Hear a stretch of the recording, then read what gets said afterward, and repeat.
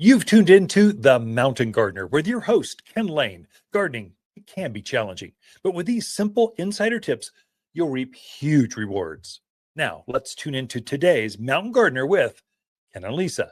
And we are back with Lisa Watters-Lain in the studio. She comes and just shares her garden tidbits. What is she doing?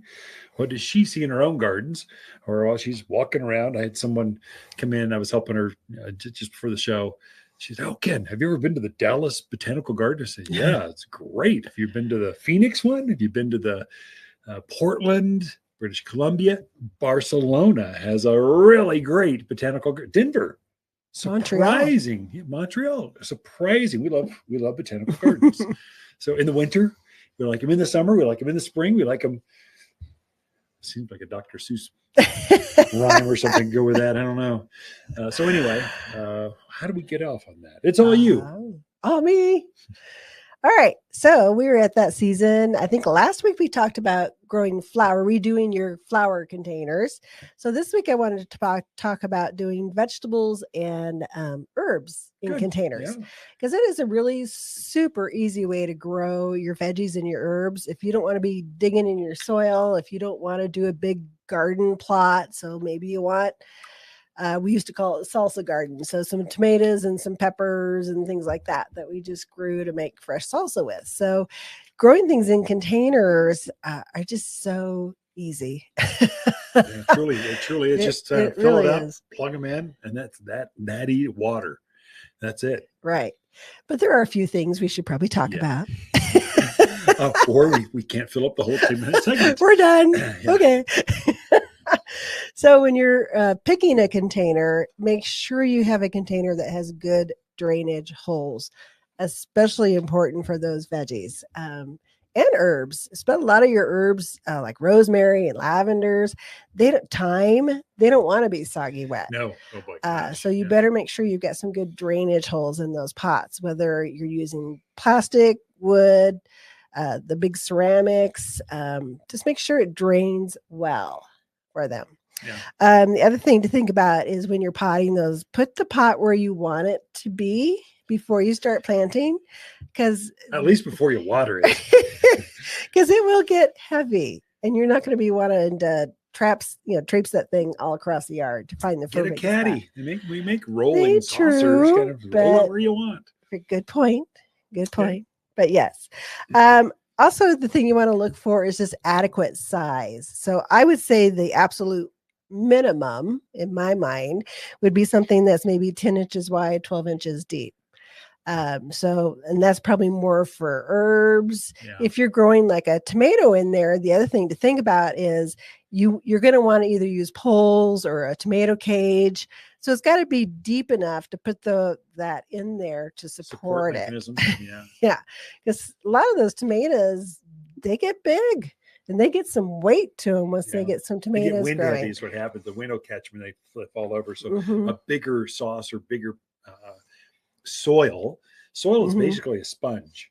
And so it's pretty lightweight when you fill it up and plant. Right. But then when you water, people are stunned at how much water it takes to hydrate that soil. That's because basically you're filling that container up with water and the soil is simply absorbing that and holding it there.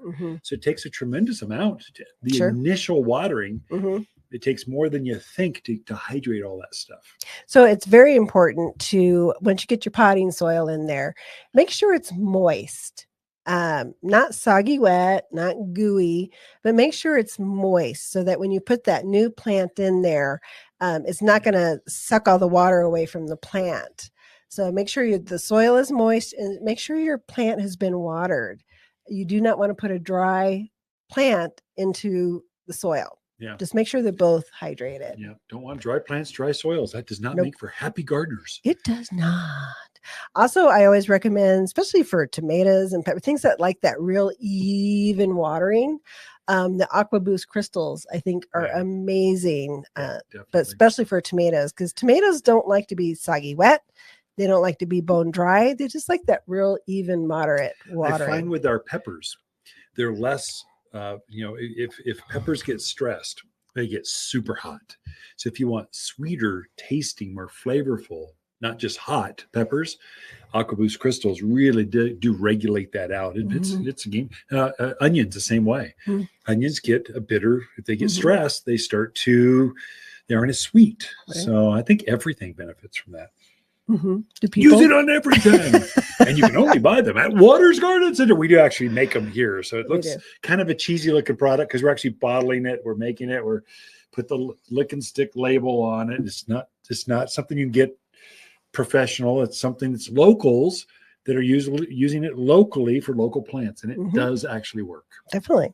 So also your potting soil, make sure you use a good potting soil that actually will drain, because there's some potting soils that have like wetting agents in them. And boy, that water just hangs around and plants don't like that. They get a lot of root rot. That's also a chemical they add. That's why I have a hard time sourcing our recipe for our soil manufacturer. We have a recipe that we like. Make it like this and don't get creative. And we do not put wetting agents in it for that reason, because they're only chemical. There's always chemical dipped soils to make it wet down better. Well, I feel bad for organic gardeners. You know how hard it is to do organic gardening? I had the plant, but your soil, the fertilizers are chemically induced. Using city water, they add chlorine and fluorides and all kinds of crazy stuff. We can keep this organic. Sure. We really can. Okay. Also, when you're filling pot, leave about 2 to 3 inches at the top of the pot, so that when you water it, that water has a chance to kind of pool there and drain through. Because if it's too full, it just goes whoop right out of the top of the pot and nothing gets down in there. So give yourself some room in there. If you're using multiple plants, so it's fine if you're going to put 2 different peppers in a pot, as long as you got the width and the size to it. It's fine to do that. We've done where was it peppers, and then we put zucchinis or cucumbers on the edge so they could spill over. So you can do that. Just make sure you're not overwhelming your pot. You do want to give these guys some space to grow. It's mainly when they choke themselves out from light. It's a light thing, not so much root thing, though the soil is good. But when you've got like corn shadowing all your tomatoes because it's on the south side, and all of a sudden everything behind it can't get sun, they don't like that. So make sure they get enough sun. They're sharing the sunshine together because there's enough for everyone. And some people like to, like tomatoes, they like to put some marigolds in there, kind of do some companion planting. So give yourself some room for that, and that's perfectly fine. The other thing I would mention is watering. So when you water these pots, we're at that weird point right now where maybe you don't need water every day, maybe you do, but we'll be there quickly. So it's always best to hydrate your plants in the morning. It's best to give them enough water that they can get through the day. Some people go, well, I just water it twice a day. It's actually better for them to get complete hydration in the morning and let them go through the day. Absolutely. When you water in the evening, you're kind of inviting a lot of fungal issues, some diseases that want to come in because they like that moisture, that cool moisture. Bugs are attracted to it. Everything's attracted to moisture, right? Especially at night. So you're better to have it go water in the morning.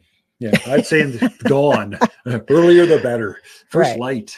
And then it's okay to use a drip system with them. You just make sure your drip is running. Make sure it's in a spot where it's getting the entire pot wet. If you stick it at the edge, probably not as good as putting it as close to the middle as you can get it. And make sure it's running long enough to saturate that pot, to get some good moisture in there. So you might have to go out and experiment a little bit with it, because there's no hard fast rule, right? I can't tell you run your system for 10 minutes because I don't know how much water is coming out. Water it until this water comes out the hole in the bottom. That means you've saturated the entire root zone. That's how much you know. And I really like the drip system. They make one that's on a stake, and then it's a 0 to 10 gallon per hour, but it makes a spray, kind of a mini spray that works really, really effective on containers.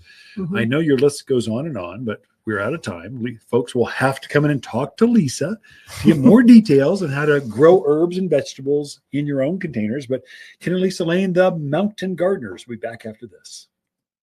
Watters' companion plants in May are Vining Akebia, Indian hawthorn, Prescott sunshine geraniums, and purple robe locusts. Incredible long clusters of purple flowers in May that look just like wisteria flowers hanging from this local bloomer. The 8-inch fragrant flowers cover the tree profusely. Super hardy and drought tolerant with a brisk growth rate of 2 feet in 1 year. It's just the perfect backyard shade tree. You'll find the shadiest trees here at Watters Garden Center, 1815 Iron Springs Road in Preston. For a more fruitful garden, increase success in the landscape that just feels better, then tune in daily to the Mountain Gardener podcast. Subscribe through your favorite podcast streamer or visit wattersgardencenter.com.